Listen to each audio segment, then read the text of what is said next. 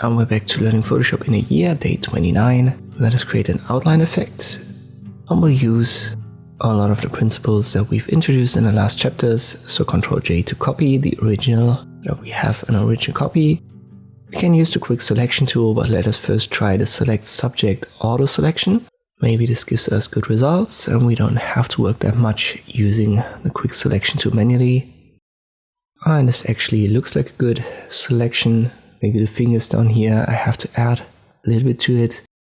Let's do that. We use the second mode right here for adding, where the plus sign is. I make it smaller and then I left click drag over the small area right here. Should be good. Ctrl 0 to zoom out to canvas size. And I'm happy with that selection. Create a new layer. And now in the last tutorials we have used the bucket fill tool here and I left click on the selection to fill it.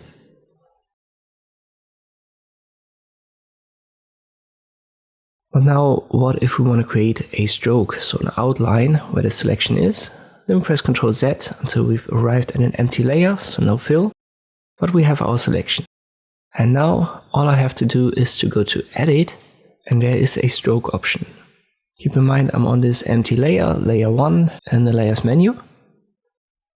We've got this menu. It should look like this by default. You can adjust the width, which is the size of it, and the color below.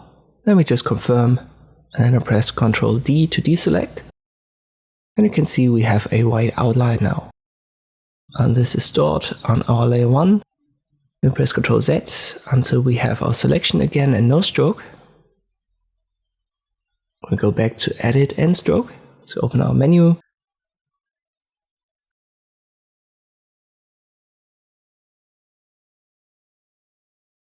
Let me change the color right here to red. And I can also change the location.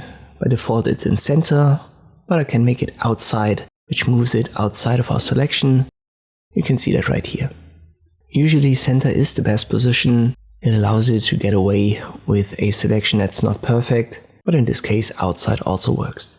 So as I've said, all that you need, try select subject, maybe add parts to the selection using the quick selection tool.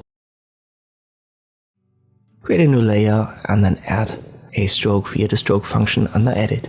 I hope this video was helpful, thank you for watching and I'll see you next time.